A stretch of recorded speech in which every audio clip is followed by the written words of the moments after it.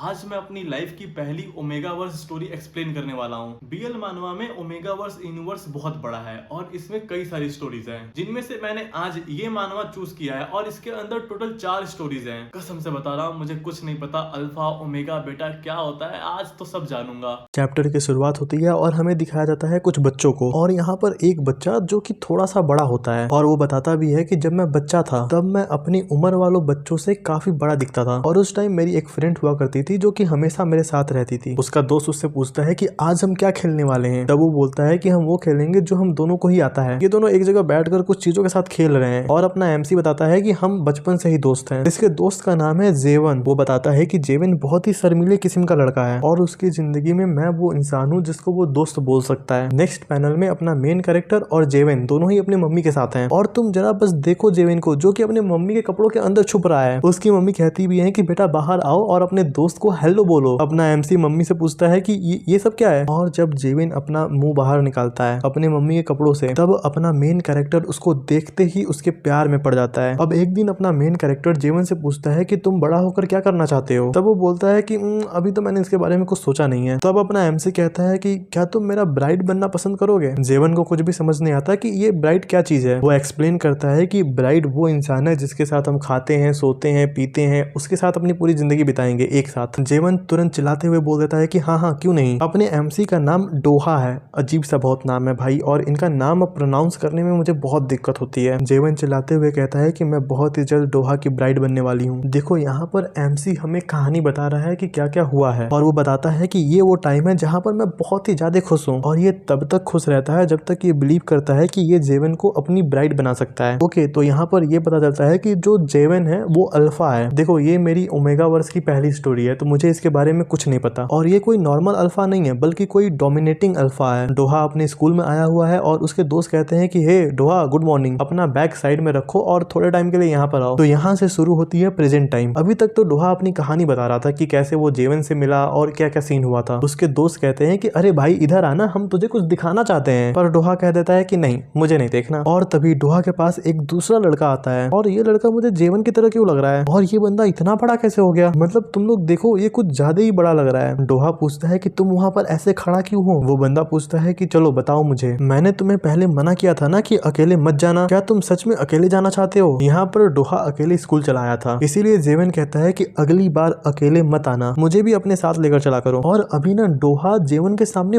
बच्चा लग रहा है। डोहा कहता है कि ठीक है समझ गया मैं तुम्हारी बात। जेवन जब वहाँ से जा रहा होता है तब हम उसके कुछ क्लासमेट्स को देखते हैं और ये पीछे थोड़े अजीब से मुंह नहीं बना रहे हैं। उसके जाने के बाद सारे दोस्त बात करने लगते हैं कि अच्छा हुआ वो चला गया, कितना डरावना है। वो तीनों दोस्त आपस में एक दूसरे का मजा ले रहे होते हैं। उसमें से एक दोस्त कहता है कि हाँ मैंने देखा था तुझे, जैसे ही वो रूम के अंदर आया था तू तो एकदम टमाटर की तरह लाल हो गया था। वो बोलता है कि जरा बस तुम उसकी तरफ देखो, तुम्हारी बॉडी अपने आप ही डेंजर फील करने लगेगी, और यही रीजन था कि उसको देखते ही मेरी बॉडी लाल पड़ गई थी। देखो जेवन स्कूल में बहुत ही ज्यादा फेमस है और बहुत ही ज्यादा अच्छा दिखता है, इसीलिए आधे कॉलेज के लड़के उसके पीछे पड़े हुए हैं। वो इतना ज्यादा अच्छा दिखता है कि वो जहां भी दिखता है सारे लड़के घेर लेते हैं और कहते हैं कि प्लीज मेरे साथ एक फोटो खिंचा लो। और ये सब कुछ देखकर डोहा को बहुत बुरा लगता है। वो सोचता है कि ये सब कुछ इसलिए हो रहा है क्योंकि वो एक डोमिनेटिंग अल्फा है और मुझे देख लो जो कि एक ऑर्डिनरी बेटा है। और मुझे नहीं पता कि जोहान इतना ज्यादा लंबा कैसे हो गया, लेकिन अब वो जहां भी जाता है लोगों का अटेंशन गेन करता है because of dominating alpha nature. और अगर ऐसे ही चलता रहा तो एक ऐसा समय भी आएगा जब वो मेरे हाथों से पूरी तरीके से निकल जाएगा और मैं उस तक कभी नहीं पहुंच पाऊंगा। तभी उसका दोस्त उसके पास आता है और कहता है कि ऐसा क्या है तेरे पास जो कि जेवन हमेशा तेरे पास रहता है, पूरी दुनिया जेवन के पीछे, जेवन तेरे पीछे, ऐसा क्या चक्कर चला रखा है। देखो यहाँ पर अल्फा जो है वो सिर्फ ओमेगा के साथ जा सकते हैं, मतलब अल्फा सिर्फ ओमेगा के साथ ही अपना रिलेशनशिप बिल्ड कर सकते हैं, और डोहा ओमेगा नहीं है बल्कि बेटा है। और यहाँ पर ये सोच रहा है कि मैं बेट लगा सकता हूँ, कोई भी ऐसा ओमेगा नहीं है जो कि इस अल्फा को हैंडल कर सके। एक डोमिनेटिंग अल्फा हमेशा ओमेगा को हरा देता है और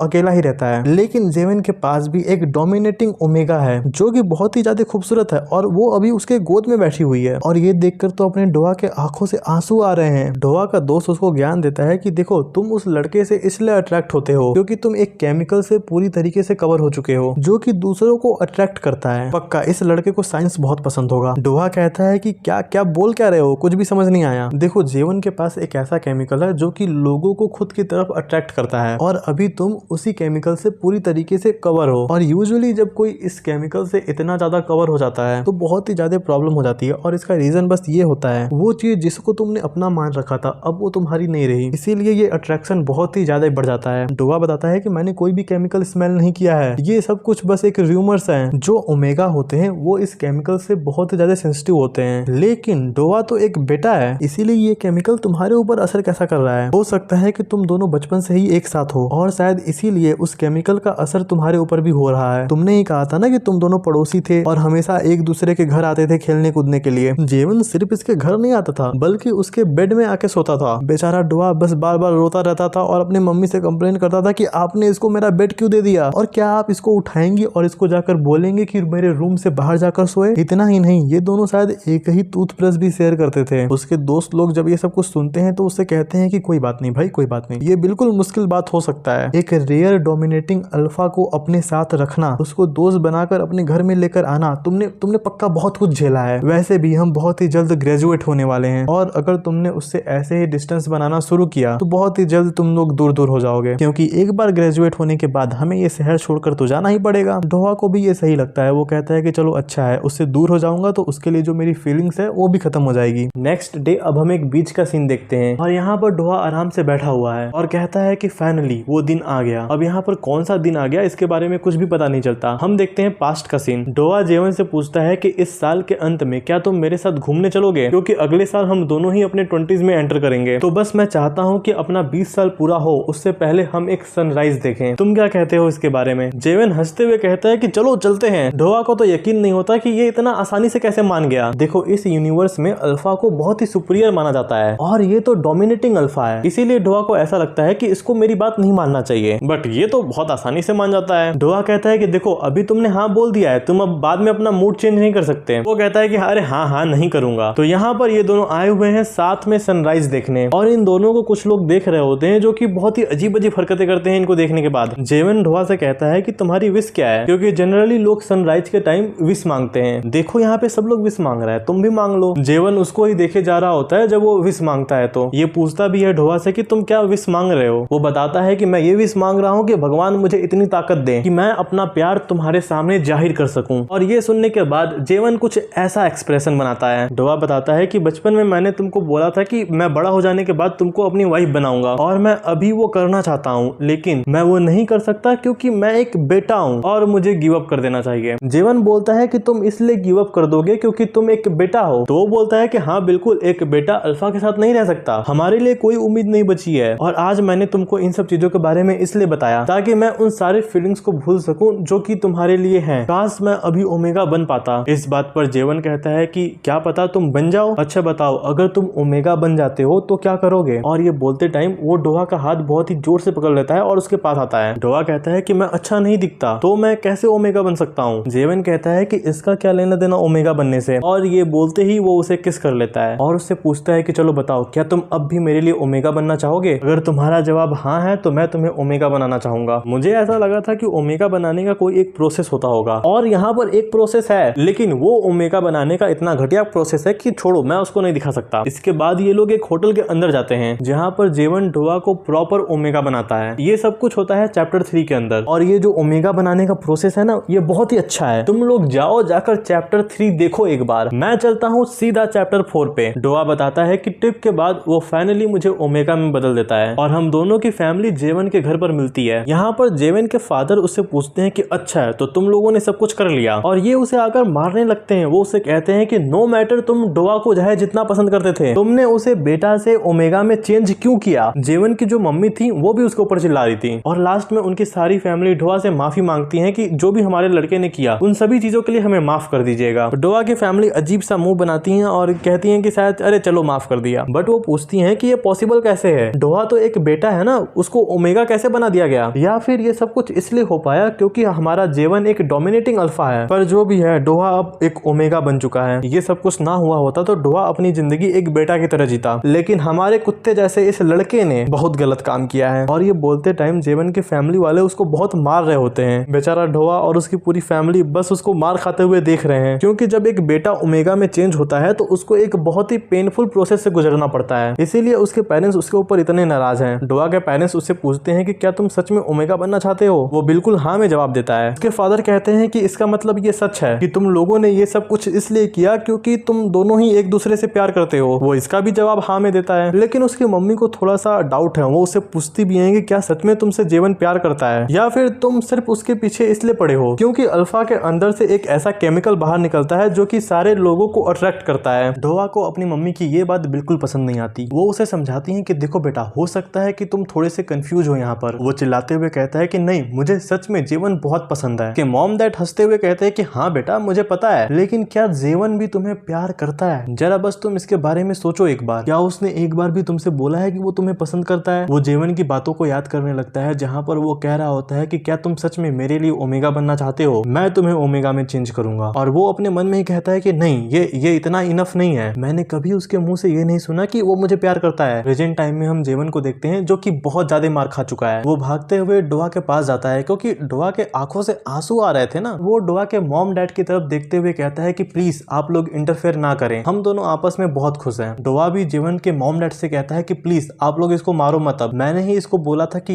ये मुझे ओमेगा में चेंज करे, ये मेरा डिसीजन था और ये सब कुछ इसलिए हुआ क्योंकि हम दोनों चाहते थे एक साथ रहना। और ये बात सुनने के बाद उन दोनों के पेरेंट्स खुश नहीं हैं। डोआ चिल्लाते हुए कहता है कि आप लोगों के लिए अच्छा यही होगा कि आप जीवन के बारे में कुछ भी उल्टा सीधा ना बोलें क्योंकि उसने कोई भी क्राइम नहीं किया है। और ये सुनने के बाद तुम जरा बस एक बार जीवन के मॉम डैड का एक्सप्रेशन देखो। उसकी मॉम हाथ में डंडा ली हुई है और कह रही है कि अच्छा सच में। पेरेंट्स से मार खाने के बाद ये लोग जाते हैं एक रेस्टोरेंट में और यहाँ पर उसके दोस्त भी आए हुए हैं। डोआ का एक दोस्त उससे कहता है कि अच्छा तो तुम फाइनली एक ओमेगा बन गए और अच्छा है कि अब तुम जीवन के साथ हो। डोआ भी कहता है कि हाँ मैं तो बहुत खुश हूँ। उसके दोस्त उन दोनों को साथ में देखकर काफी खुश होते हैं। डोआ कहता है कि तुम दोनों को ऐसा देखकर लग नहीं रहा है कि तुम लोग सरप्राइज हो ये सब देखकर। उसका चश्मे वाला दोस्त कहता है कि देखो थोड़ा सा तो मैं हूँ सरप्राइज क्योंकि तुम एक बेटा से ओमेगा में चेंज हुए हो और उससे बड़ी बात अभी तुम दोनों एक कपल्स हो। लेकिन कॉलेज में कई सारे लोगों को ये रूमर्स था कि तुम दोनों एक दूसरे को डेट कर रहे हो, बट हमें पता था कि वो सच नहीं था, लेकिन अब वो सच है। और ये सुनने के बाद डोआ कुछ अपना ऐसा मुंह बनाता है। उनके दोस्त जब उन दोनों को कुछ ऐसी हरकतें करते हुए देखते हैं तब वो दोनों आपस में बात करते हुए कहते हैं कि क्या इन दोनों के पास कॉमन सेंस नहीं है या फिर ये लोग एक स्टूपिड है। दूसरा दोस्त कहता है कि हो सकता है कि शायद ये दोनों हो। उसके दोस्त जाते हुए कहते हैं कि तुम दोनों फ्यूचर में चल के कभी भी लड़ाई करोगे तो हमें कॉल करना, हम आएंगे समझौता कराने के लिए। जेवन कहता है कि टेंशन मत लो, ऐसा कुछ कभी नहीं होने वाला, मैं कभी भी डोआ को अपसेट नहीं करूंगा। बेटे स्टार्टिंग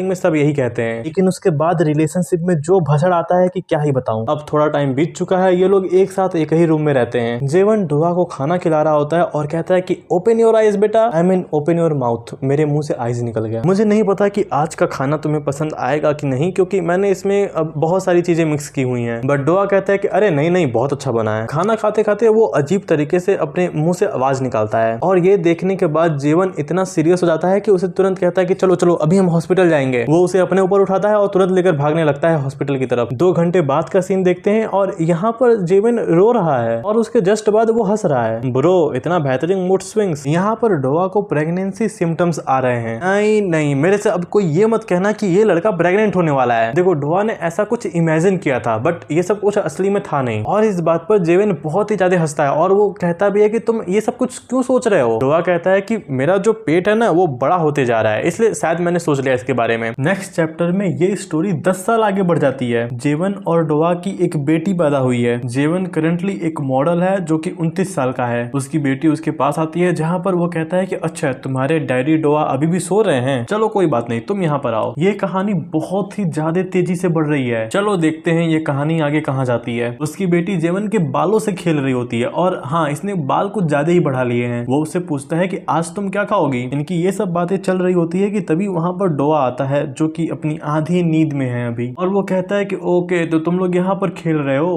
डोआ उसके पास आता है और कहता है कि यार तुमको मुझे जगाना चाहिए था। डोआ अपनी बेटी से कहता है कि इधर आओ तुम्हारा बाल ठीक कर देता हूँ, नहीं तो तुम्हारा बाल भी तुम्हारे डैडी की तरह हो जाएगा। जीवन सोचता है कि मेरे बालों में क्या खराबी है, लगता है मैंने बाल बढ़ा लिया है जो कि डोआ को पसंद नहीं आ रहा है, ठीक है मैं इसको कट कर दूंगा। और डोआ कहता है कि तुम अपना ये हैंडसम फेस शो ऑफ मत करो मेरे सामने। ओके तो राइटर ये सब इसलिए दिखा रहा है ताकि इनके बीच की केमिस्ट्री हम समझ सकें। इतना टाइम बाद भी ये दोनों काफी क्लोज हैं एक दूसरे के। नेक्स्ट चैप्टर में हम एक लड़के को देखते हैं जिसको सब लोग गुड लक कह रहे होते हैं कि हनी डू योर बेस्ट, तुम्हें ज्यादा नर्वस होने की जरूरत नहीं है। वो लड़का भी कहता है कि ओके मैंने बहुत हार्ड वर्क किया है, इन कुछ दिनों में सब कुछ सही होगा, मुझे इतना ज्यादा नर्वस होने की जरूरत नहीं है। तभी वो शायद कुछ भूल जाता है और बैग के अंदर खोजने लगता है और जब वो नहीं मिलता तो वो पागलों की तरह चिल्लाता है। वो कहता है कि मुझे पूरा याद याद है कि उसको मैंने रखा था अपने साथ, ये सब कुछ आज ही क्यों होना था। वो परेशान होकर घर आ जाता है और आराम से बिस्तर के अंदर जाके सो जाता है। कुछ तो ओमेगा हीट थी जिसको उन लोगों ने इनसाइड अलाउ नहीं किया, जिस वजह से इसको वापस आना पड़ा। इसकी मम्मी इसको समझा रही होती है कि जो भी हुआ भूल जाओ, तुम नेक्स्ट ईयर एग्जाम दे देना और हमें पूरा यकीन है कि तुम जो भी यूनिवर्सिटी चाहते हो वो यूनिवर्सिटी तुम्हें मिल जाएगी। कुछ टाइम बाद इसका एडमिशन उस यूनिवर्सिटी में हो भी जाता है जो इसको चाहिए होता है, वो भी बिना किसी डिफिकल्टी के। वो एकदम तैयार होता है अपने न्यू सेमेस्टर के लिए। फर्स्ट डे जब वो उस कॉलेज में जाता है तो वहां पर उसे एक लड़का मिलता है। वो उसे हेलो बोलता है और उसे कहता है कि तुम यहाँ पर नए नए लगते हो, सही बोला ना मैंने। वो बताता है कि मैं सीओ हूँ और मेरी उम्र 20 साल है। वो लड़का कहता है कि वाओ, तुम्हारा नाम उतना ही खूबसूरत है जितना तुम्हारा फेस है।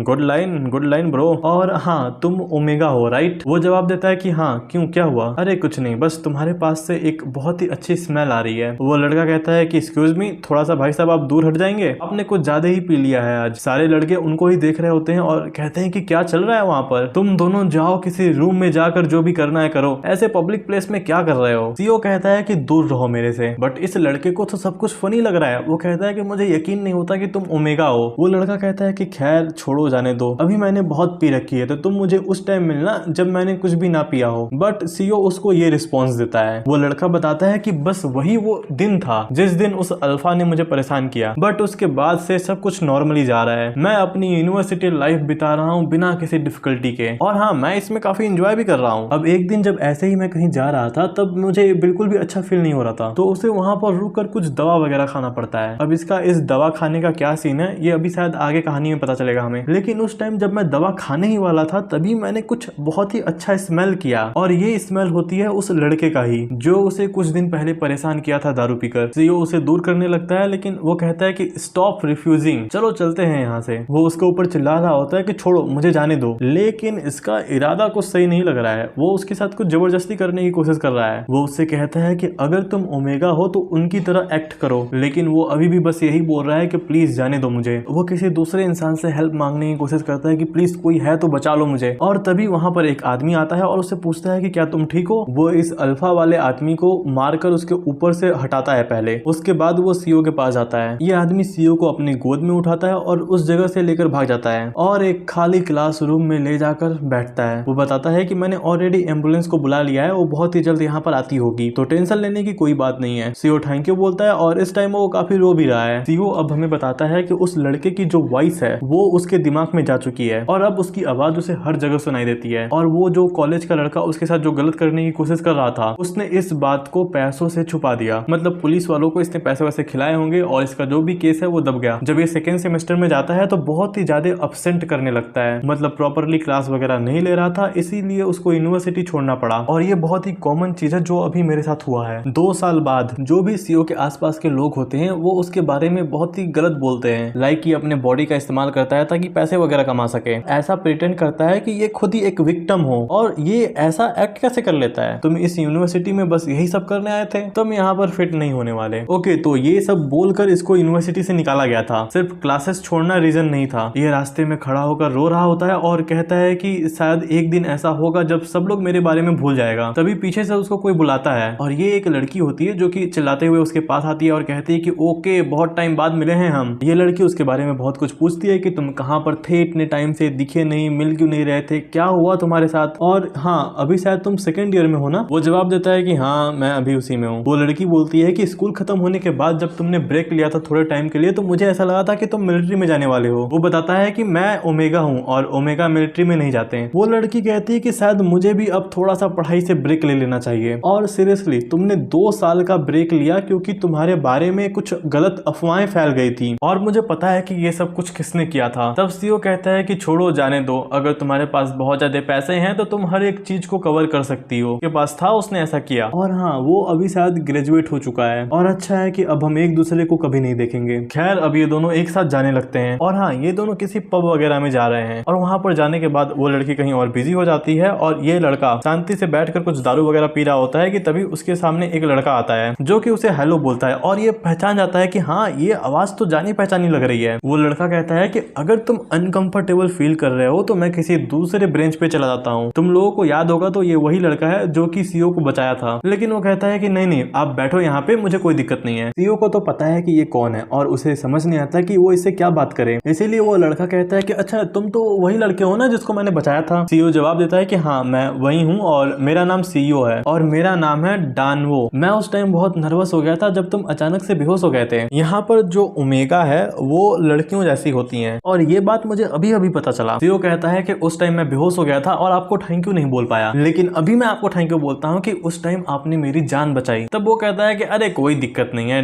Don't mind. वो जो भी इंसिडेंट हुआ था उसके बाद से मैंने 2 साल का ब्रेक लिया है और जब 2 साल बीत चुका है तो अब जाकर मैं वापस से अपनी जिंदगी स्टार्ट कर रहा हूँ। डायनो बताता है कि जैसे ही मेरा फर्स्ट सेमेस्टर खत्म हो जाएगा मुझे वापस से मिलिट्री सर्विस में जाना है। वो ध्यान से देखता है सीईओ की तरफ जो कि इन सब चीजों से बहुत ही ज्यादा टेंशन में रहता है। डायनो कहता है कि तुम मेरे से कैजुअली बात कर सकते हो। सीईओ बताता है कि मैंने कभी नहीं सोचा था कि हम दोनों दोबारा मिलेंगे, वो भी इतने टाइम बाद। डायनो भी कहता है कि हाँ मैंने भी यही सोचा था कि हम कभी नहीं मिलेंगे और मुझे नहीं लगा था कि हम दोनों सेम स्कूल में होंगे और इतना ही नहीं हम दोनों सेम डिपार्टमेंट में भी है। इस बात पे तो दोनों हंसते हैं और दारू वगैरह पीते हैं और अभी ये लोग इतना ज्यादा पी लिए हैं कि किसी को भी होश नहीं है। डानवो कहता है कि क्या तुम ठीक हो, ऐसा लग रहा है कि तुमने कुछ ज्यादा ही पी लिया है। सीईओ भी कहता है कि हाँ मुझे भी लग रहा है, लेकिन काफी टाइम बाद मैंने इतना ज्यादा दारू पिया है और इतना मुझे मजा आ रहा है। डानवो कहता है कि मुझे ऐसा लग रहा है कि तुम जनरली इतना दारू नहीं पीते, बट ये लड़का कहता है कि नहीं ऐसा बात नहीं है, जब कोई तुम्हारे जैसा इंसान मेरे सामने है तो मैं इतना दारू पीने के बाद भी ठीक हूँ, मुझे कुछ नहीं हुआ है। नेक्स्ट डे जब सीईओ उठता है तो वो कहता है कि मुझे अच्छे से याद है कल रात को मैंने डानवो के साथ दारू पिया था और अभी मैं हूँ कहाँ पर और मुझे इतना ठंडा क्यों लग रहा है। ओके तो अब हम देखते हैं कि इसे इतना ठंडा लग क्यों रहा है, क्योंकि इसने कपड़े नहीं पहन रखे हैं। इसे कुछ भी समझ नहीं आता कि यहाँ पर चल क्या रहा है और इसने कल रात को क्या किया था उसके साथ। तभी सीईओ को बगल में एक लेटर मिलता है। इस लेटर में लिखा हुआ था कि मुझे पूरा यकीन है जब तुम उठोगे तो बहुत ही ज्यादा शॉक हो जाओगे, इसीलिए मैंने ये लेटर तुम्हारे लिए छोड़ा है। अगर तुमको याद होगा तो कल रात को तुमने कुछ ज्यादा ही पी लिया था और उसके बाद तुम वहां पर सो गए थे। मेरा घर काफी पास में था इसलिए मैं तुमको अपने यहाँ लेकर आया और तुम्हारे कपड़े काफी गंदे हो गए थे इसलिए मैंने उसको निकाल कर धोने के लिए डाल दिया और हाँ अभी तुम चाहो तो मेरे पहन सकते हो। मॉर्निंग में मेरा क्लास है इसलिए मैं तुमको यहाँ पर छोड़कर जा रहा हूँ और प्लीज जब तुम जाग जाना तो मुझे कॉन्टेक्ट करना। लेटर के नीचे उसने अपना नंबर भी दे रखा है और अपना नाम भी, इसीलिए वो उसे सीधा कॉल करता है। कॉल उठने के बाद वो बोलता है कि मैं सीईओ बोल रहा हूँ और सो सॉरी मैंने तुमको ऐसे कॉल करके अभी इस टाइम पे परेशान कर रहा हूँ। कॉल की दूसरी तरफ से सिर्फ हंसने की आवाज आती है और वो हंसते हुए कहता है कि तुम्हें ड्रिंकिंग प्रॉब्लम है, कभी भी इतना ज्यादा दारू मत पीना। सीईओ कहता है कि वो सब तो ठीक है लेकिन मैं इस बारे में सोच रहा हूँ कि कल रात को हमारे बीच में ऐसा वैसा कुछ भी नहीं हुआ था। तो जवाब देता है कि अरे ना ना कुछ नहीं हुआ था। वो कहता है कि यूजुअली मैं कभी इतना ज्यादा नहीं पीता लेकिन आपकी जिंदगी में कुछ ऐसा टाइम आता है जहाँ पर आप बहुत ज्यादा पीते हो, तो कल वो मेरी लाइफ का वो दिन था। डानवो कहता है कि हाँ मैं समझ गया, लेकिन अगर तुम फ्यूचर में कभी इतना ज्यादा दारू पीने वाले हो तो मुझे बुला लेना, मुझे काफी मजा आया। कुछ टाइम बाद डानवो रूम का गेट खोलता है और अंदर आता है और कहता है कि अभी हमारे पास खाने के लिए बस कुछ चीजें ही बची हैं, क्या तुम अभी अपने घर नहीं जाने वाले। अभी इसने डानवो के कपड़े पहन रखे हैं जो कि बहुत ही ज्यादा बड़ा है, इसीलिए उसे कहता भी है कि ये कपड़े तो तुम्हारे ऊपर कुछ ज्यादा ही बड़े लग रहे हैं। वो कहता है कि अरे टेंशन मत लो यार, जाने से पहले मैं तुमको ये निकाल कर दे दूंगा। डानवो कहता है कि छोड़ो ये सब, चलो खाने के लिए चलते हैं। सीईओ पहले मना करता है, वो कहता है कि नहीं नहीं मुझे नहीं खाना, बट तभी उसके पेट से आवाज आने लगती है। डानवो कहता है कि रुको मैं तुम्हारे लिए कुछ बना कर लाता हूँ। सीईओ के जो कपड़े हैं वो अभी भी नहीं सूखे हैं और यही रीजन है कि वो यहाँ पर रुका हुआ है। सीईओ डानवो के पास जाता है और कहता है कि मेरे कपड़े अभी भी सूखे नहीं है, तो क्या मैं आज रात भी यहाँ पर रुक सकता हूँ। डानवो कहता है कि ऑफ कोर्स यू कैन। इस बात पर सीईओ उसे थैंक यू बोलता है और मन में सोचता है कि कितना अच्छा इंसान है ये। सीईओ को उसके मॉम का कॉल आता है और वो उसे पूछती है कि बेटा रात भर कहाँ थे। तो वो कहता है कि देखो मॉम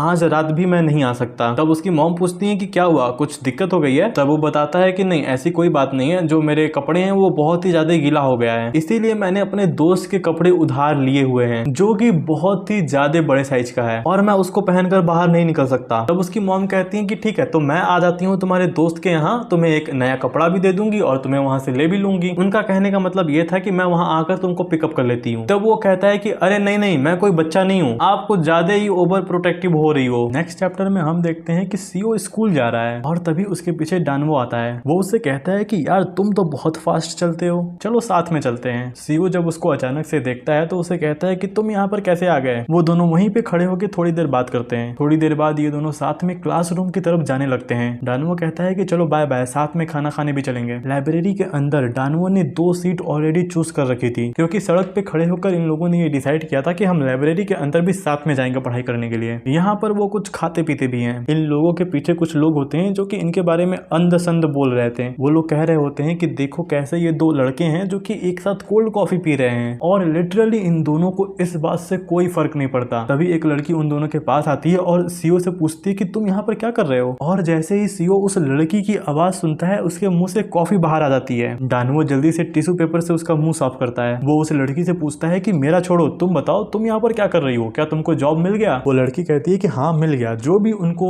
स्किल वगैरह रिक्वायरमेंट थी वो सब कुछ है मेरे पास। वो लोग तो मेरे से भीख मांग रहे थे कि प्लीज एक बार मेरी कंपनी में आप आ जाओ, और मैंने उन लोगों को ज्वाइन किया इसलिए वो लोग पार्टी दे रहे हैं, तो बताओ क्या तुम आ रहे हो। पहले सीईओ कहता है कि मुझे नहीं पता। तब वो लड़की डानुओ से पूछती है कि अच्छा तुम बताओ क्या तुम चलोगे। वो लड़का कहता है कि मैं आना तो चाहूंगा, बट बस वो इतना ही बोला था कि तभी बीच में सीईओ बोलता है अगर तुम आ रहे हो तो मैं भी आऊंगा। और जब ये लड़की इन दोनों का ऐसा आंसर सुनती है तो उसको समझ में आता है कि ये दोनों एक साथ क्यों रह रहे हैं इतने टाइम से। और वो उनको बोलती भी है कि अच्छा बेटा अब मुझे समझ में आया कि तुम लोग इतना दिन से क्यों एक साथ घूम रहे हो। सीईओ पूछता है कि हाँ क्या बोल रही है बेटी। तो वो जवाब देती है कि अरे नहीं कुछ भी नहीं। अब हम पार्टी के अंदर देखते हैं सीईओ को, साथ में वहाँ पे कुछ लोगों को भी देखते हैं जो कि अजीब तरह से पगलाए हुए हैं। और हाँ इस पार्टी में ये दोनों ही साथ में आए हुए हैं। ये दोनों बहुत मन लगाकर खा पी रहे होते हैं। तभी सीईओ कहता है कि तुम यहाँ पर वेट करो, मैं सुसु करके आता हूँ। डानो भी कहता है कि ठीक है अच्छे से जाना। उसके जाते ही कुछ लोग उसके पास आते हैं, और कुछ लोग से मेरा मतलब है लड़कियां उसके पास आती हैं, और वो सब डानो से कहती हैं कि देख बेटे हम तेरे से कुछ पूछना चाहते हैं। डानो कहता है कि अरे हाँ पूछो ना। हम लोगों ने नोटिस किया है कि तू कुछ दिनों से सीईओ के साथ बहुत ही ज्यादा घूम रहा है, क्या तुम दोनों बहुत ही ज्यादा क्लोज हो, बताओ हमें क्या यह सच है। डानो सीधा सीधा जवाब नहीं देता, वो ज्ञान पेलता है। सीईओ बहुत ही खूबसूरत लड़का है, लेकिन आज तक उसके दिल की गहराई तक कोई पहुंच नहीं पाया। उसके आसपास के लोग भी कहते हैं कि हाँ हाँ आप बात सही कह रहे हैं। हम लोगों ने भी नोटिस किया है कि वो अपने काम से काम रखता है, किसी से भी बात नहीं करता, लेकिन हाँ शायद वो इसी वजह से इतना पॉपुलर है। दूसरा लौंडा कहता है कि हाँ सही कहा, कुछ तो बात है उस लड़के में, वो अजनबी लोगों से थोड़ा सा दूर रहता है और यही बात उसे और भी अच्छा बनाता है। तभी वो सारे लौंडे कहते हैं कि देख बेटे साफ साफ बता क्या तुम दोनों डेट कर रहे हो या नहीं। और इसका वो कोई भी जवाब नहीं देता, बस वो शांत हो जाता है। तो उसके दोस्त सोचने लगते हैं कि ये अचानक से शांत क्यों हो गया, क्योंकि डानो सोच रहा होता है कि वो एक बेटा है और सीईओ एक ओमेगा, तो ये सब कुछ कभी नहीं होने वाला। इसीलिए वो बोलता भी है कि एक बेटा ओमेगा को कभी डेट नहीं कर सकता, क्योंकि ओमेगा सिर्फ अल्फा के पास ही जाते हैं, क्योंकि उनके अंदर से एक अजीब सा केमिकल निकलता है जो कि सिर्फ ओमेगा को ही अट्रैक्ट करता है। मैं जहाँ तक कहानी को समझ पाया हूँ कि इस यूनिवर्स में बेटा को यूजलेस समझा जाता है। डानो इसके ऊपर काफी सोचता है कि क्या मैं उसको अपनी फीलिंग्स बता दूं। खैर ये सब कुछ वो सोच ही रहा होता है कि तभी वहाँ पर सीईओ आ जाता है। डानो खड़ा होता है और उसके बैठने के लिए चेयर लेकर आता है। सीईओ बस उसे थैंक यू बोलता है। डानो उससे पूछता है कि क्या कुछ हुआ था। वो जवाब देता है कि नहीं ऐसी कोई भी बात नहीं है। तब वो पूछता है कि लेकिन तुम अच्छे क्यों नहीं दिख रहे हो। सीईओ बताता है कि अरे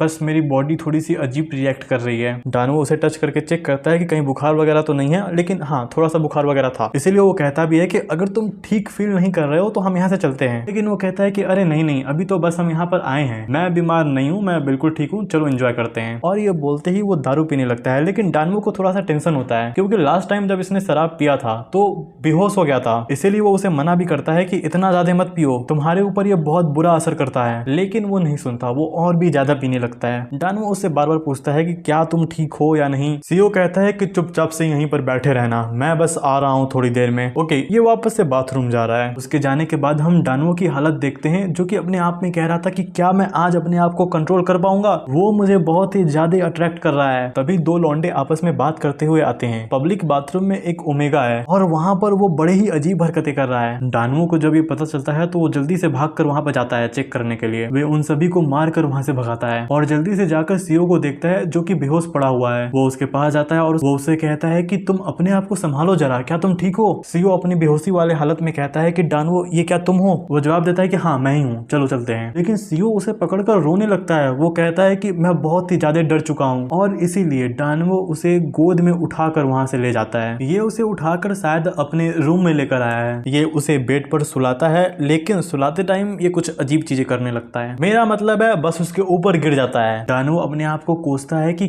क्यों मैं बेटा हूँ, क्यों मैं अल्फा पैदा नहीं हुआ। अगर ऐसा होता तो हम दोनों एक साथ होते हैं। थोड़ी देर बाद वो बाहर चला जाता है कुछ चीजें लेने के लिए, और जब वो अंदर आता है तब सीईओ भी जाग चुका है। वो उससे पूछता है कि डानो तुम। डानो कहता है कि हाँ ये मैं हूँ, क्या तुमको याद है कल क्या हुआ था। कल तुम बहुत ही ज्यादा नशे में थे, इसलिए मैं तुमको अपने यहाँ लेकर आया हूँ, और हाँ तुम्हें थोड़ा बुखार वगैरह भी है तो तुम्हारे लिए ये मैं दवा लाया हूँ और इसे प्लीज खा लेना। डानो को सीईओ की आंखें बहुत ही ज्यादा अट्रैक्ट कर रही थी, इसीलिए वो मन में कहता है कि प्लीज मुझे ऐसे मत देखो। वैसे मुझे इसकी आंखें सच में अच्छी लग रही हैं। पता नहीं क्यों मुझे रोते हुए लोग बहुत अच्छे लगते हैं। सीओ लड़खड़ाते हुए उठता है और कहता है कि ये गेट खोलो। वो ऐसा करने की कोशिश भी करता है लेकिन कर नहीं पाता और वो सीधा बेड से नीचे गिरता है। देन डानवो उसे फिर से उठाता है और उसे कहता है कि प्लीज मत जाओ यहाँ से, यहीं पर रहो मेरे साथ। और फाइनली यहाँ पर डानवो उसे प्रपोज करता है। प्रपोज क्या करता है, वो बस अपनी फीलिंग्स बताता है उसे। मुझे पता है कि मैं एक बेटा हूँ लेकिन पता नहीं क्यों मैं तुमसे अट्रैक्ट हो चुका हूँ। अब मैं अपने आप को कंट्रोल नहीं कर पा रहा हूँ और हाँ, मुझे तुम बहुत ही ज्यादा पसंद हो और मुझे पता है कि तुम मुझे कभी भी एक्सेप्ट नहीं करोगे। इससे पहले कि मैं अपने इस सपने से बाहर निकलूं,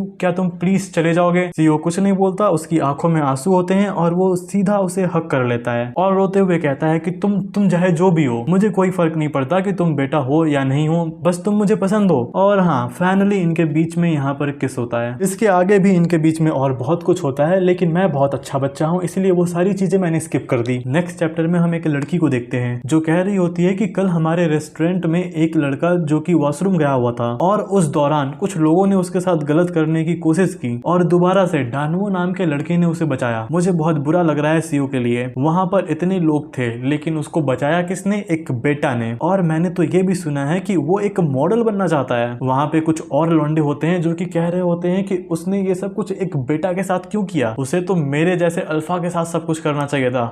यहाँ पर सब कुछ का मतलब क्या करने की बात हो रही है। लड़की अपना चप्पल निकालती है और कहती है कि मैं उसे मार डालूंगी। डानवो उसके सामने बैठा होता है और कहता है कि क्या तुम इसे नीचे रख दोगी? वो चिल्लाकर पूछती है कि कहाँ है सीओ? डानवो कहता है कि आपके पहले क्वेश्चन का आंसर ये है कि वो अभी मेरे रूम में है। दूसरा क्वेश्चन, अभी उसका तबीयत ठीक है और मैंने उसके लिए कुछ मेडिकल्स की चीजें ला कर दी हैं, इसीलिए वो अभी मेरे रूम में रेस्ट कर रहा है। बाद में वो लड़की चिल्लाते हुए कहती है कि ये मत बोलना मेरे से कि तुमने उसके साथ जबरदस्ती किया है, मार के मुंह तोड़ दूंगी तेरा। डानवो एक्सप्लेन करता है कि अरे नहीं ऐसी कोई बात नहीं है, लेकिन ये लड़की तो उसकी बात सुनने को ही तैयार नहीं है। डानवो कहता है कि अरे प्लीज यार मेरी बात तो सुनो, हम दोनों एक्चुअल में डेट कर रहे हैं और तुम वो पहली इंसान हो जिसको मैंने बताया है ये सब। और ये बताते समय जरा अपने भाई साहब का शक्ल तो देखो कितना शर्मा रहा है। इनके बीच में और भी बहुत सारी बातें होती हैं लेकिन वो लड़की ज्यादा टाइम बोलती है कि कुछ भी दिक्कत हो तो मुझे कॉल कर लेना। डानवो कहता है कि हाँ बिल्कुल चलो बाद में मिलते हैं। डानवो कहता है कि हाँ बिल्कुल चलो बाद में मिलते हैं। रूम के अंदर का सीन देखते हैं जहाँ पर सीओ और डानवो दोनों बैठकर बातें कर रहे हैं। डानवो बताता है कि कल जो भी उस रेस्टोरेंट के अंदर हुआ है, लोग बस उसी चीज के बारे में बात कर रहे हैं कि कैसे मैंने वहां पर उन लड़कों से लड़कर तुमको बचाया था। सीओ कहता है कि लोग बात भी क्यों नहीं करेंगे, आखिर ये इतनी इंटरेस्टिंग बात जो है। इस बात पर डानवो कहता है कि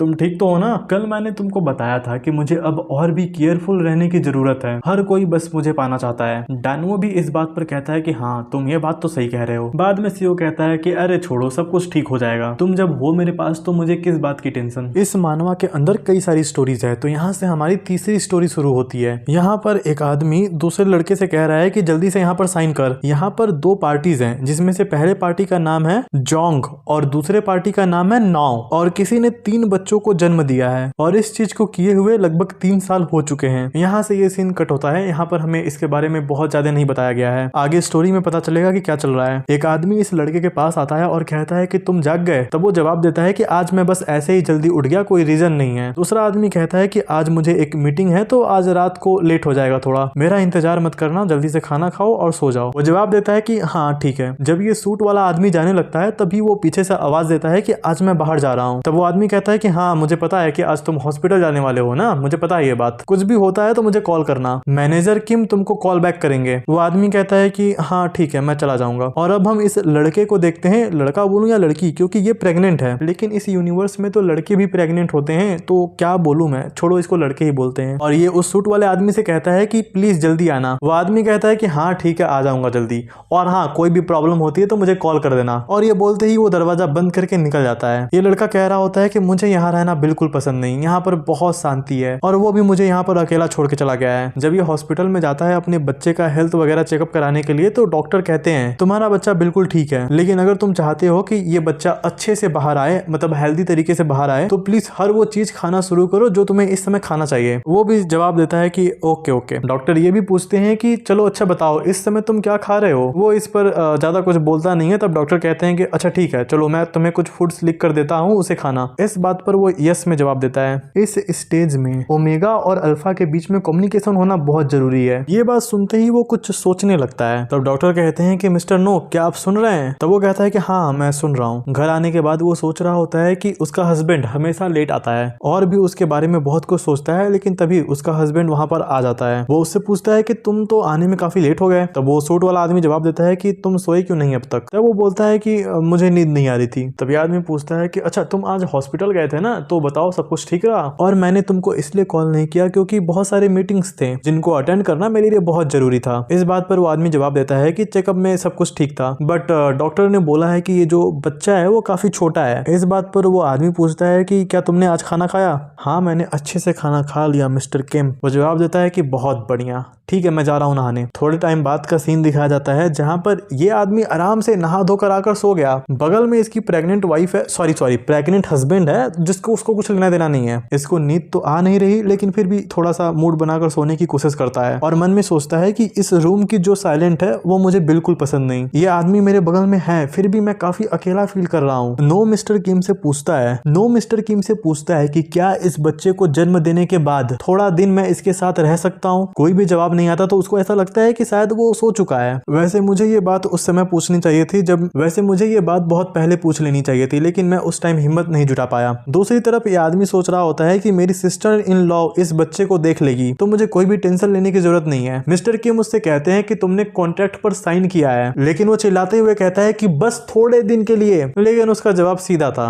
बिल्कुल भी नहीं। नो कहता है कि मुझे ये बात पता थी, लेकिन फिर भी मैं चाहता हूँ इस बच्चे के साथ थोड़े टाइम रहना। शायद गलती मेरी है, मैंने बेकार की उम्मीद लगा ली थी। और ये इसकी प्रेगनेंसी का 9th मंथ चल रहा है, जो कि ये मुझे खुद बताता है। वो ये भी कहता है कि अब मुझे इस बच्चे से ज्यादा अटैच नहीं होना चाहिए। वैसे भी अगर ये बच्चा मेरे साथ रहेगा तो वो अच्छी जिंदगी नहीं जी पाएगा, लेकिन अगर ये मेरे से दूर रहेगा तो एक बहुत अच्छी जिंदगी जिएगा, जो कि इसे मैं कभी नहीं दे सकता। मॉर्निंग के टाइम ये हमें बताता है कि मैं हमेशा अलार्म बजने से पहले उठ जाता हूँ और उठते ही सीधा मुझे काम करना पड़ता है किचन में, और मैं जो भी खाना बनाता हूँ वो सब कुछ मिस्टर किम का फेवरेट है। मिस्टर किम नीचे आते हैं और नो से बताते हैं कि ठीक है, मैं जा रहा हूँ। नो कहता है कि मैंने आपके लिए कुछ बनाया है, क्या आप थोड़ा सा खा के जाओगे उसे? लेकिन ये आदमी कहता है कि नहीं, आज मेरी एक मीटिंग है, इसीलिए मुझे बहुत जल्दी जाना पड़ेगा। लेकिन वो कहता है कि नहीं, मैंने बहुत प्यार से आपके लिए बनाया है और ये कोई जूस वगैरह बनाया है जिसको पीने में लगभग 1 मिनट लगेगा। लेकिन वो मना कर देता है, वो कहता है कि ना मैं जा रहा हूँ। नो कहता है कि छोड़ो, मैं ज्यादा स्ट्रेस नहीं ले सकता, मेरे बच्चे के लिए ये सब कुछ सही नहीं होगा। उसके जाने के बाद ये मस्त सोफे पर बैठकर बुक्स पढ़ता है, उसके बाद सो जाता है, फिर उठता है, फिर पढ़ता है, फिर सो जाता है। कितनी बोरिंग जिंदगी चल रही है इसकी। नो को कुछ प्रॉब्लम हो जाती है, तभी उसके पास एक डॉक्टर आती है। देखो, मिस्टर किम ने उसके लिए एक पर्सनल डॉक्टर रखा है। वो आते ही उसे कहती है कि क्या सब कुछ ठीक है या फिर हमें हॉस्पिटल चलना चाहिए। नो कहता है कि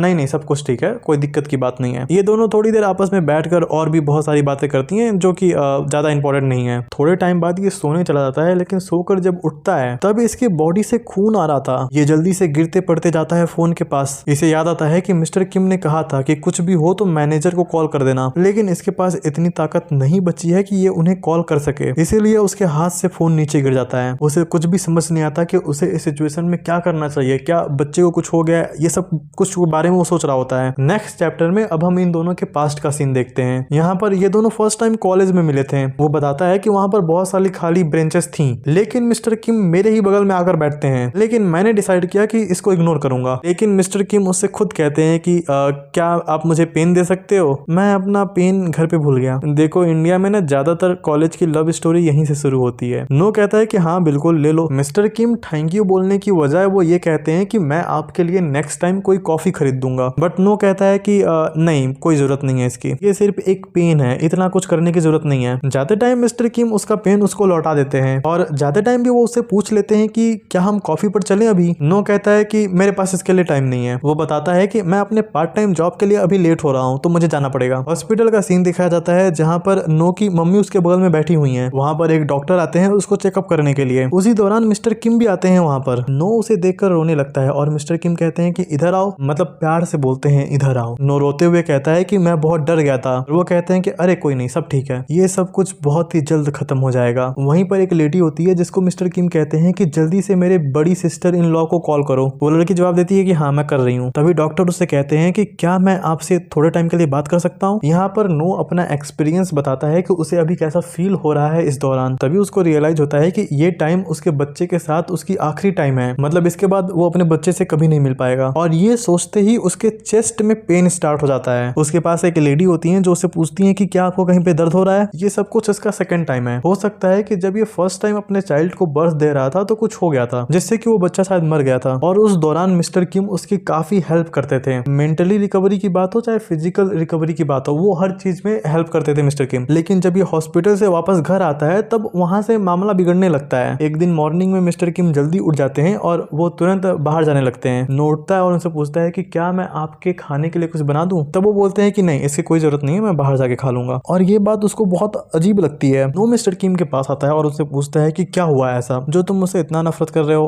प्लीज अपना दिखाओ, फेस दिखाओ मुझे। नो ने यहाँ पर बहुत ही समझदारी से अपना दोनों का रिश्ता बचा लिया। ये एक बार और प्रेग्नेंट होता है लेकिन इस बार भी वही सेम हुआ। कुछ होता है जैसे बच्चा फिर से मर गया। सेकेंड टाइम कुछ भी नो के मर्जी से नहीं हुआ था। मिस्टर किम ने उसके साथ जबरदस्ती किया एंड देन उसे प्रेग्नेंट किया। सब कुछ नॉर्मल चल रहा होता है लेकिन जैसे ही बच्चे की डिलीवरी की टाइम आती है नो कहीं गायब हो जाता है। मिस्टर किम उसे बहुत ढूंढते हैं और उसे वो एक जगह मिल जाता है, लेकिन वो देखते हैं कि उनका बच्चा मर चुका है। नो की हालत भी खराब है। वो उसे जगाने की कोशिश करते हैं और उसे पूछते हैं कि नो क्या हुआ, मतलब बहुत ही ज्यादा वो भी टेंशन में थे। यहाँ पर सब कुछ ठीक था। पहले हम देखते हैं कल का सीन। नो प्रेग्नेंट था और वो हॉस्पिटल में था। डॉक्टर किम को बताते हैं कि नो की बॉडी इतनी कमजोर हो गई है कि अगर वो इस बच्चे को जन्म दिया तो वो कोमा में चला जाएगा सीधा। किम इन सब चीजों से बहुत ही ज्यादा परेशान हो चुका है, इसीलिए वो अपने हाउसकीपर से बोलता है कि कोई भी प्रॉब्लम होगी तो मुझे बताना। कुछ बहुत ही ज्यादा इंपॉर्टेंट मीटिंग होने वाली है जिसको अटेंड करना मेरे लिए बहुत जरूरी है। यहाँ पर जब वो मीटिंग वगैरह अटेंड कर रहा होता है कि तभी उसको कॉल आता है और वो हाउसकीपर उसे बताती है कि नो हॉस्पिटल से भाग चुका है। ये बात सुनकर किम परेशान हो जाता है और तुरंत उसे खोजने के लिए भागता है। वो चिल्ला रहा होता है कि नो तुम कहाँ हो, लेकिन काफी चिल्लाने और आवाज लगाने के बाद भी वो उसे कहीं नहीं मिलता। मिस्टर किम को नो मिलता है एक कोने में चुपचाप बैठा हुआ, और अभी ये कुछ भी बोल नहीं रहा। ऐसा लग रहा है कि ये मर चुका है। किम बार बार चिल्लाता है कि नो प्लीज बोलो कुछ। उसके हाथ में उसका बच्चा होता है और उसका पूरा हाथ खून से लाल हो चुका है। अब हम कुछ टाइम बाद का सीन देखते हैं जहाँ पर किम हमें बताता है नो ने अपनी बोलने की एबिलिटी खो दी है और मैंने नो को खो दिया। किम अपने पास्ट टाइम को याद करता है कि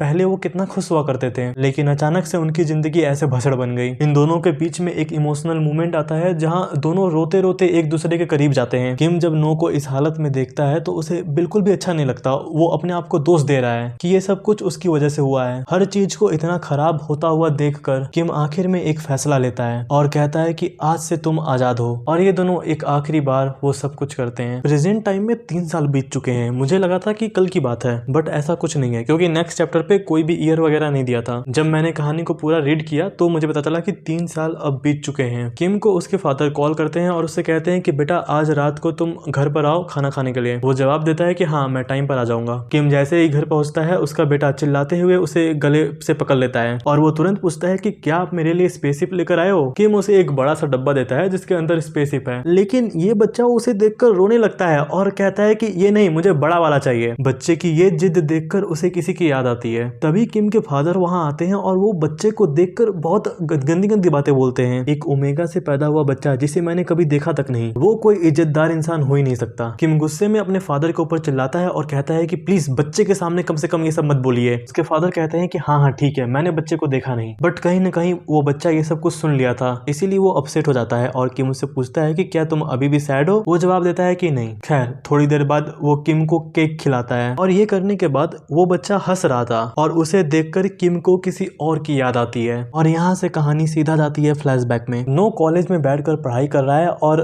किम उसका इंतजार कर रहा है बाहर खड़ा होकर। और एक बार तो किम ने उससे पूछा था कि क्या ये बेंच खाली है, और उस टाइम नो को ये सब बहुत अच्छा लग रहा था। सिंपल सा बात ये है कि नो और किम एक दूसरे को पसंद करने लगे थे, लेकिन इसी टाइम उसको एक ऐसा वक्त भी याद आता है जहाँ नो के बारे में कुछ बच्चे बहुत गंदी गंदी बातें बोल रहे थे। एक बहुत ही तुच्छ इंसान है, तुम उसका इस्तेमाल करने के बाद उसे फेंक सकते हो। किम जब ये सब नो के बारे में सुनता है तो वो उन लड़कों को बहुत बुरी तरीके से मारता है। नो रोते हुए किम का नाम पुकारता है और उसे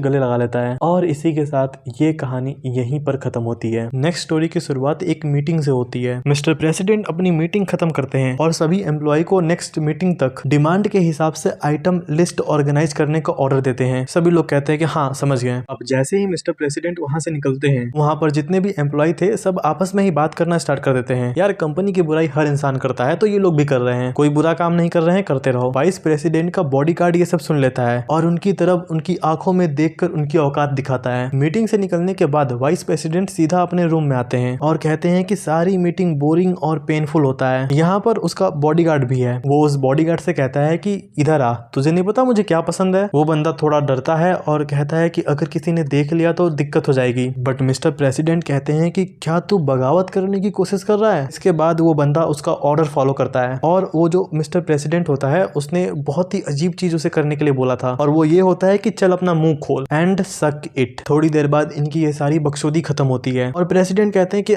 मुझे अब घर जाना है। वो बॉडीगार्ड कहता है कि ठीक है मैं कार लेकर आता हूँ। जब दोनों गाड़ी में घर के लिए निकलते हैं तो प्रेसिडेंट गाड़ी के अंदर ही सो जाते हैं और यहाँ पर बॉडीगार्ड गाड़ी चलाते हुए अपने पास्ट को याद करता है। वो बताता है कि उसके माँ बाप नहीं है और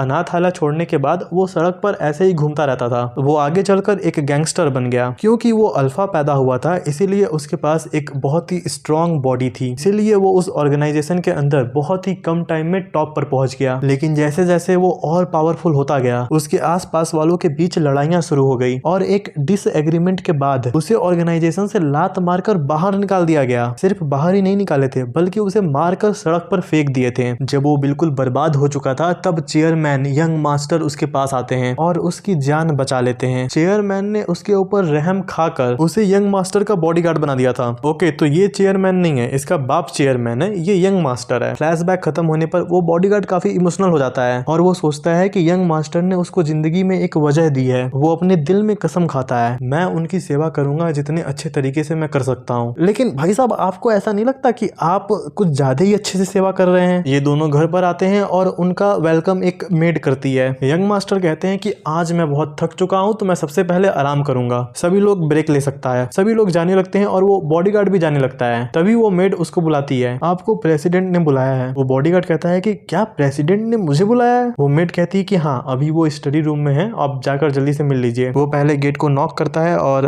कहता है कि प्रेसिडेंट आपने मुझे बुलाया? वो उसे कहते हैं कि हाँ बच्चे इधर आओ। वो बॉडीगार्ड जाकर सोफे पर बैठ जाता है। तब चेयरमैन उसको आते हैं और कुछ चाय या कॉफी वगैरह ऑफर करते हैं। बॉडीगार्ड उन्हें थैंक यू बोलता है। चेयरमैन उससे कहता है कि जब मैं तुमसे फर्स्ट टाइम मिला था तो मैं बहुत ज्यादा सरप्राइज था, लेकिन अब तुम एक मेच्योर पर्सन की तरह ग्रो हो चुके हो। वो इस बात के लिए चेयरमैन और यंग मास्टर को थैंक यू बोलता है और ये भी कि जो आपने मेरे लिए किया है उसके लिए मैं हमेशा ही थैंक्सफुल रहूंगा। तब चेयरमैन कहते हैं कि अरे इतना भी फॉर्मल होने की जरूरत नहीं है। अच्छा ये बताओ यंग मास्टर के साथ सब कुछ कैसा चल रहा है? बॉडीगार्ड कहता है कि यंग मास्टर मुझे बहुत ही अच्छे से ट्रीट करते हैं। अब चेयरमैन उससे पूछते हैं कि क्या आजकल तुम किसी से मिल रहे हो? यहाँ पर उनका मिलने से मतलब था कि तुम किसी और लड़कों से डेट कर रहे हो या नहीं। तब वो जवाब देता है कि नहीं, मैंने अपनी पूरी जिंदगी यंग मास्टर के नाम कर दी है। तब वो चेयरमैन कहते हैं कि अरे यार इन सब की जरूरत नहीं है, तुम्हें बाहर जाना चाहिए, लोगों से मिलना चाहिए, रिलेशनशिप बनाओ, प्यार करो, ये सब करना चाहिए। खैर ये सब छोड़ो, मैं सोच रहा हूँ कि तुम्हारे यंग मास्टर के लिए कोई एक सोलमेट खोजूं। ये सुनने के बाद तो उस बॉडीगार्ड को यकीन नहीं होता कि उसने क्या क्या सुन लिया। अभी वो एक्सप्लेन करते हैं कि ये बहुत ही डिफिकल्ट है एक लार्ज कंपनी को अकेले चलाना। तुम बताओ तुम क्या सोचते हो इसके बारे में? वो बोलता है कि मेरे हिसाब से यंग मास्टर का ओपिनियन ज्यादा इंपॉर्टेंट है। चेयरमैन कहते हैं कि ऑफ कोर्स मैं फोर्स थोड़ी ना करूंगा, यहाँ पर तुम काफी समय से हो, ठीक है जाओ अपने रूम में और जाकर रेस्ट करो। थोड़े टाइम बाद वो बॉडीगार्ड जाता है यंग मास्टर के पास और यंग मास्टर उसे कहते हैं कि ऐसे खड़ा मत रहे यार, आगे बैठ जा सामने मेरे। मैंने सुना कि मेरे पापा ने तुमको बुलाया था, तो बताओ उन्होंने क्या बात की तुमसे? वो बताता है कि प्रेसिडेंट आपके लिए एक पार्टनर खोज रहे हैं। वो अजीब सा मुंह बनाते हुए कहता है कि सच में? इस बात पर तुमने क्या बोला? ये बोलता है कि मैंने कुछ भी नहीं बोला। तब वो लौंडा उल्टा इसके ऊपर चिल्लाते हुए कहता है कि तूने कुछ क्यों नहीं बोला, और क्या मेरे बाप ने और कुछ नहीं बोला तेरे से? तब वो बताता है कि उन्होंने मेरे से भी ये बोला कि अगर मैं किसी से मिलूं और वो इंसान अच्छा है तो मैं उसके साथ आगे रिलेशनशिप बिल्ड करूं। यंग मास्टर उससे पूछते हैं कि अच्छा फिर तेरा जवाब क्या था? ये जवाब देता है कि मैंने उनसे बोला कि मेरी पूरी जिंदगी आपके लिए है और यंग मास्टर के लिए भी। ये लौंडा जवाब देता है कि ऑफ कोर्स अगर तू किसी से मिलना चाहता है तो तुझे मेरी परमिशन लेनी पड़ेगी। आई कि नहीं बात समझ? वो जवाब देता है कि हाँ मैं समझ गया, और तू मेरा कुत्ता है और फिर भी तुझे नहीं पता कि मुझे क्या पसंद है और क्या नहीं पसंद? वो बॉडीगार्ड बहुत ज्यादा नर्वस दिख रहा है। तभी वो चूतिया यंग मास्टर उस बॉडीगार्ड के ऊपर आकर बैठ जाता है और उसे वहां पे किस करने लगता है। वो बॉडीगार्ड अपने घुटनों पर बैठकर यंग मास्टर का हाथ चूमता है और कहता है कि मेरी पूरी जिंदगी आपके लिए है। और वो इस दौरान एक दूसरे के बहुत क्लोज आते हैं और उनके बीच लाइन क्रॉस होने लगती है। ये सब कुछ खत्म होने के बाद यंग मास्टर अपने फादर के पास जाते हैं और उससे कहते हैं कि ये जो बॉडीगार्ड है यही मेरा बनेगा सोलमेट। उसका बाप ये जब सुनता है तो कहता है कि ये क्या बक रहा है, मुझे थोड़ा अच्छे से एक्सप्लेन कर। वो लौंडा कहता है कि जैसा कि मैंने आपको बोला, मैं इस बॉडीगार्ड को ही अपना सोलमेट बनाऊंगा, इसीलिए आप बाहर मेरे लिए जो भी लड़की वगैरह खोज रहे हो वो मत खोजो, वो पॉइंटलेस है। वो बॉडीगार्ड कुछ भी नहीं बोल रहा है, बस बस चुपचाप वहाँ पर शांति से खड़ा है। प्रेसिडेंट बॉडीगार्ड से भी पूछते हैं कि क्या तुम्हारे तरफ से भी यही हालत है। उसके फादर बॉडीगार्ड से पूछते हैं कि क्या तुम भी यही चाहते हो। वो जवाब देता है कि हाँ, मैं चाहता हूँ ये। वैसे मैं इस काबिल तो नहीं हूँ, लेकिन मैं यंग मास्टर की मेड बनने की पूरी कोशिश करूंगा। चेयरमैन सोचते हैं कि पहले तो ये बस एक छोटा सा क्रश था इन दोनों के बीच, लेकिन अब इन दोनों के बीच प्यार बहुत ज्यादा बढ़ चुका है। इसीलिए वो कहते भी हैं कि अगर तुम दोनों की इतनी ही स्ट्रांग फीलिंग है तो मैं बीच में कौन बोलने वाला हूँ। फादर की परमिशन मिलने के बाद इन दोनों का ही रिश्ता पक्का हो चुका है। ये बॉडीगार्ड बहुत खुश है। वो सोचता है कि यंग मास्टर का मुझे ऐसे एक्सेप्ट करना मेरे लिए तो बस एक सपना है, लेकिन फिर भी वो कभी कभी परेशान हो जाता है क्योंकि उनके बीच में 10 साल का गैप है। ये 35 साल का है और यंग मास्टर सिर्फ 25 साल के। 25 साल के लोगों को डेटिंग बहुत पसंद होता है, लेकिन मैं तो 35 साल का हूँ। मुझे तो कोई आइडिया भी नहीं है कि ये सब होता क्या है। मैं डेट के दौरान अगर कुछ गलती कर दिया तो यंग मास्टर तो मुझे छोड़ देंगे। अगले दिन ये दोनों ऑफिस जा रहे होते हैं और यहाँ पर अपने भाई साहब बॉडीगार्ड जी यंग मास्टर के टाई ठीक कर रहे हैं। और इसके बाद वो यंग मास्टर से पूछते हैं कि क्या इस वीकेंड आप मेरे साथ डेट पर चलना चाहोगे, क्योंकि आप हमेशा बिजी रहते हो, आपके पास टाइम नहीं है कि आप थोड़ा एंजॉय कर सको, तो बस मैंने एक डेट प्लान किया है। यंग मास्टर थोड़ा पहले हैरान होते हैं, लेकिन वो कहते हैं कि ठीक है, मैं इस वीकेंड थोड़ा टाइम निकालूंगा तुम्हारे लिए। वो खुश होकर कहता है कि मैं सब कुछ प्लान कर लूंगा। इस प्रॉमिस के बाद वो दोनों ऑफिस के लिए निकल जाते हैं। Young master back to back meeting में बिजी रहते हैं। अब हम देखते हैं अपने बॉडीगार्ड भाई साहब को, जो कि मोबाइल में सर्च कर रहे हैं एक अच्छा रेस्टोरेंट। तभी गाड़ी के अंदर यंग मास्टर आते हैं और कहते हैं कि चलो यहाँ से। मास्टर कहते हैं कि अगर तुम्हें कोई कॉफी की दुकान मिलेगी तो रुकना वहाँ पर। अब ये लोग एक रेस्टोरेंट के अंदर जाते हैं और वहाँ पर एक वेटर यंग मास्टर के शोल्डर पर हाथ रख देता है, जिससे बॉडीगार्ड का दिमाग खराब होता है और वो तुरंत उसका हाथ पकड़ लेता है और कहता है कि अबे तू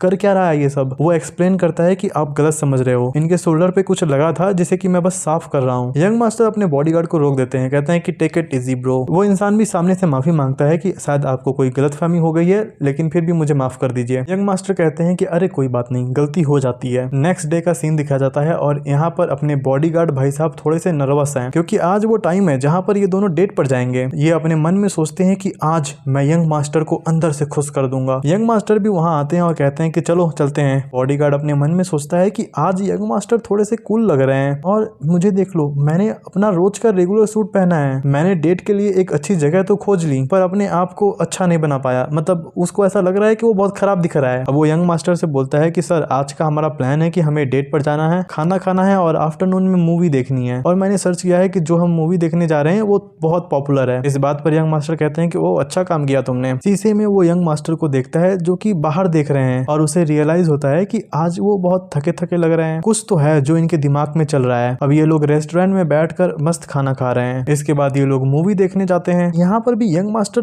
थोड़े सीरियस लग रहे हैं, लेकिन अपना बॉडीगार्ड बस उनको ही देख रहा है। उसको ये टेंशन है कि शायद ये थोड़े से तो टेंशन में है आज। इसके बाद इनकी डेट खत्म होती है और यहाँ पर अपने बॉडीगार्ड भाई साहब सोफा पर बैठकर कुछ सोच रहे हैं। ये सोच रहा है कि आज यंग मास्टर अकेले गए हैं बाहर, लेकिन ये आज तक हुआ नहीं। वो जहाँ भी जाते हैं मुझे अपने साथ लेकर जाते हैं, फिर वो आज अकेले क्यों गए। जब वो अकेले बाहर जा रहे होते हैं तब वो पूछता भी है कि आज आप अकेले क्यों जा रहे हो, मैं भी चलूँ आपके साथ। तब वो जवाब देते हैं कि नहीं, तुम यहीं पर रहो, मैं एक दूसरा बॉडीगार्ड ले लूंगा। खैर जो भी हो, बस सही सलामत घर आ जाएं। लेकिन तभी उसका दिमाग बहुत तेजी से चलने लगता है और वो सोचता है कि क्या ऐसा तो नहीं हो सकता उनका कोई दूसरा लवर आ गया हो सकता है कि मैंने कुछ ऐसी गलती कर दी है जिसकी वजह से उन्होंने मुझे यहाँ पर आज अकेला छोड़ दिया है और अपने न्यू लवर के साथ बाहर घूम रहे हैं। हमारे डेट के दौरान भी वो काफी सैड लग रहे थे। यंग मास्टर जब वापस घर आते हैं तो ये जल्दी से जाता है उनके रूम में और उनके सामने जाकर माफी मांगने लगता है और उनसे कहता है कि अगर मेरे से कोई गलती हो गई है तो मुझे माफ कर दो और मुझे आपसे एक सवाल पूछना है, क्या आपने कोई दूसरा बॉडीगार्ड रख लिया है या फिर आपको कोई और पसंद आ गया? जो भी है बस आप मुझे मत निकालो, मुझे हमेशा अपने पास रखो। आप, मैं सच में आपसे बहुत प्यार करता हूँ, आप मेरे लाइफ के सबसे इंपॉर्टेंट इंसान हो, तो प्लीज मुझे मत निकालो यहाँ से, मुझे अलाउ कीजिए आपके साइड में रहने के लिए। इस बात पर यंग मास्टर पहले हंसते हैं और उसे फेंक कर एक बॉक्स देते हैं और उससे कहते हैं कि कुछ भी बोलने से पहले इसको ओपन करो। इस बॉक्स के अंदर एक नेकलेस होता है जिसके ऊपर यंग मास्टर का नाम लिखा है और हाँ, ये कॉलर कुत्तों वाला है। सॉरी, मैंने इसको नेकलेस कह दिया था। कॉलर पहनाने के बाद यंग मास्टर उसे प्यार से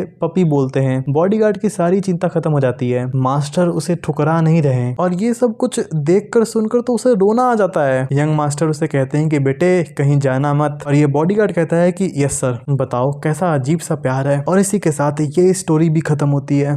तो कैसी लगी आपको मेरी ये चारों स्टोरी? इनमें से आपकी कौन सी फेवरेट स्टोरी थी, इसको जरूर बताना। अगर मेरे से पर्सनली पूछा जाए तो मेरी फेवरेट वो थर्ड वाली स्टोरी थी भाई, बहुत अच्छी स्टोरी थी वो। और एक बात, मैं अपने काम में इतना ज्यादा बिजी रहता हूँ कि मुझे वीडियो बनाने का टाइम नहीं मिलता, इसीलिए मैं अपना काम कम करने के लिए एक एडिटर हायर करना चाहता हूँ। तो जिसको भी एडिटिंग आती है वो मुझे मेरे इंस्टाग्राम पर मैसेज करें। और यार तुम लोग भी मेरे इंस्टाग्राम को फॉलो करो। अभी करंट टाइम में मुझे यूट्यूब से ज्यादा पैसे नहीं मिलते, लेकिन अभी करंट टाइम में मुझे यूट्यूब से ज्यादा पैसे नहीं मिलते, इसीलिए जो भी एडिटर मेरे साथ काम करेगा मैं उसको उस वीडियो का 10% दूंगा। लाइक वो कोई भी वीडियो एडिट करता है तो उस वीडियो से जितना भी रेवेन्यू जनरेट होगा उसका 10% उस एडिटर का होगा। तो जो भी इस ऑफर के साथ काम करना चाहता है प्लीज मुझे मैसेज करें। और अगर अपने घर को ऐसा कुछ सुंदर बनाना चाहते हो तो भाई मेरी वेबसाइट पर जाओ, जाकर ऐसे पोस्टर्स खरीदो। अरे मेरी वेबसाइट है यार, थोड़ा सपोर्ट तो करो। Thank you so much for watching.